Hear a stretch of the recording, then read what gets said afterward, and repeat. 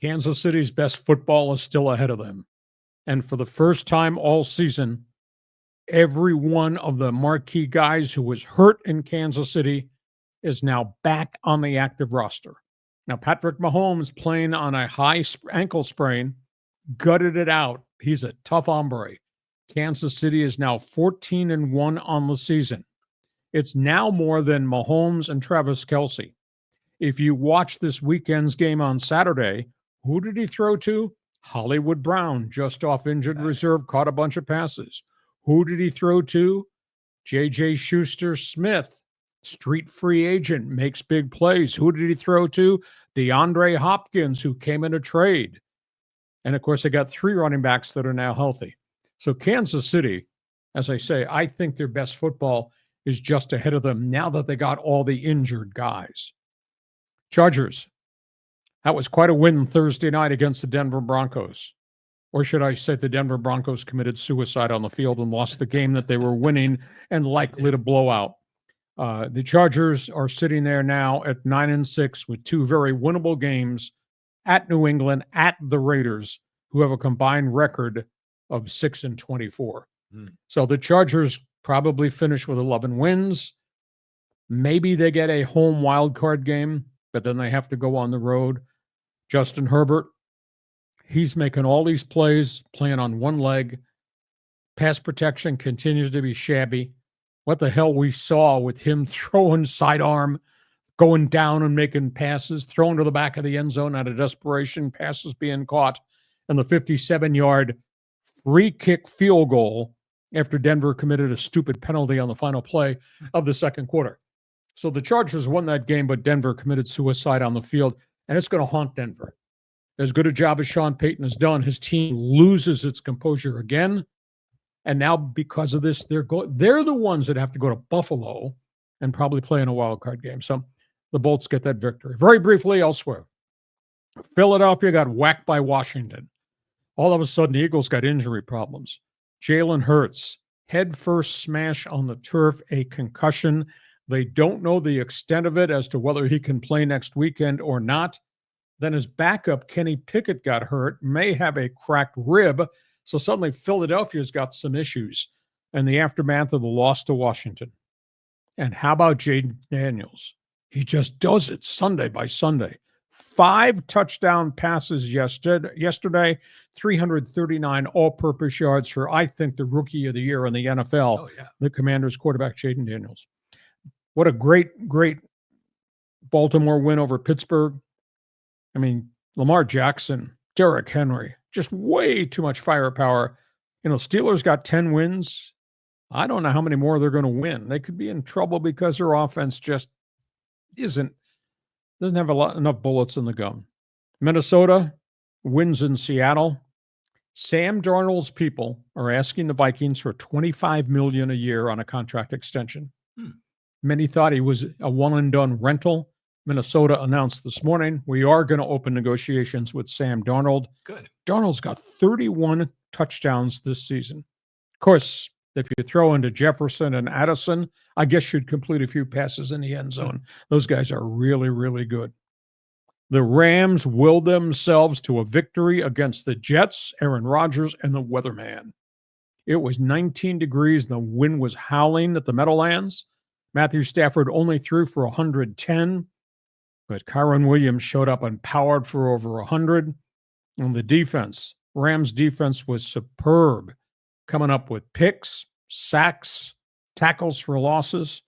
Rams will themselves to a victory in a really cold stadium. That thing's on the flat plains in New Jersey in the winter, and that wind rolls in there and goes round and round and round. That's a really tough place to play. How about the Rams? They were 1-4. They are now 8-2 since that 1-4 start when they had all the injuries. What a job by Sean McVay. Detroit pummels Chicago. Their defense was superb. Lions are 13-2 on the season.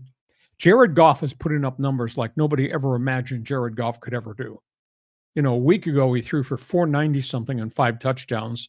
Yesterday goes for 336 and 3 more touchdown passes. Wow. What a season Jared Goff's having.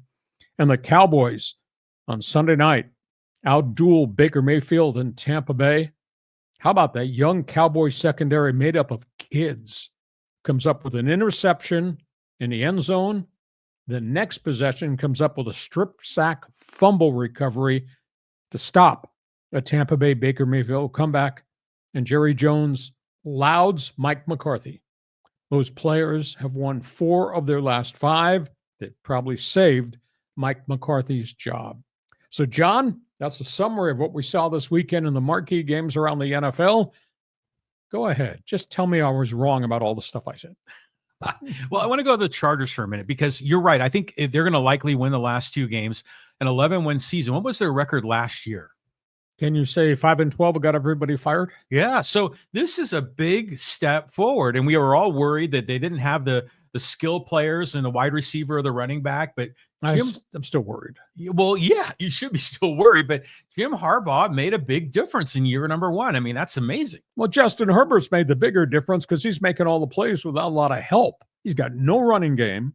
That offensive line does not protect him. He's been sacked like 41 or 42 times. He's running for his life. He's playing on one leg. He's got 3 injuries to that one leg, and he keeps making plays. Well, he's a warrior. He's so much fun to watch. Yeah, and I agree. He's terrific to watch. We'll see how they do in the playoffs. Let's talk about the Vikings for a minute with Sam Darnold. Now, let's just assume that he signed $25 million a year or whatever it is. And by the way, he deserves that. He's proven that. So if you have a $25 million a year quarterback, are you going to start J.J. McCarthy or are you going to start Sam Darnold next year? Well, remember, McCarthy's coming off a real severe meniscus surgery, 6-month rehab. I mean, it just was a minor tear. This was a full tear in the knee. So he's going to have to go through all the OTAs and preseason and not have any physical setbacks because this meniscus surgery was significant. Sometimes you snip it and the guy's back in 4 weeks. This was major. And so he will have almost a full calendar year to fully recover, but we'll see what kind of quarterback is because then he's got to go through the learning curve. This is the NFL, pal. This is not Michigan where you hand the football off and you play behind all these number 1 draft picks. So I mean, Darnold, the resurrection of Darnold's career by Kevin O'Connell, that's fabulous. And the fact at $25 million, that's a bargain compared to what these other quarterbacks have had. Now, if he goes on the open market, he probably gets $25 million from somewhere else. He's not going to get $40 million. No. He's not going to Dak Prescott type money. No. But his resurrection, right guy, right time, right playbook. That's kind of interesting. Well, Kevin O'Connell, they call him a quarterback whisperer, so he's made a big difference. I mean, he was obviously had better production with Kirk Cousins last year than what Cousins is doing in Atlanta. So good on O'Connell. The last comment I want to talk about are the Chiefs. You were saying that maybe Mahomes should have sat this game. You were worried about the ankle. How do you think he looked in terms of his injury, and should he play the final 2 games? I'm sitting there watching him scramble out of the pocket and run on a high ankle sprain. Run? You're kidding me. I just concerned in the pocket. Can you max protect him so he's not taking shots? And he's jumping out of containment and running around. I had 35, 45 yards scrambling out of trouble. Yeah, he's a tough guy. And B, I was pretty impressed how productive he is. And now you add into the equation, look who's back off IR. Now suddenly he's got all the bullets in the gun at the most important time of the year. That wide receiver core with the tight ends led by Travis Kelce and the 3 running backs, that looks like a pretty good collective group. Oh, yeah. I mean, and then there's no way they're going to lose the number 1 seed now, I don't think, right? No. So, yeah, beware of the Chiefs. It could be a 3-peat. And this Dallas story, we've been talking about Mike McCarthy, Jerry Jones, what's wrong with the Cowboys, and look how these guys have rallied. And they were out of the playoffs. They knew before they played that Sunday night game, they were done, that they'd been eliminated, and they went out and they just went to war with Tampa Bay. I was so impressed. Yeah, I mean, it's good to see that. I mean, if you're Jerry Jones, you're thinking, okay, there is hope. But do you think they save McCarthy's job, or would he still jettison him? No, I think he's a lock. Oh, right on. So that's where we are. That's all things NFL. You got an opinion? Fans Forum chat box is open. Once you're done listening to what we have to say, we want to hear what you've got to say. Fans Forum chat box is open. We get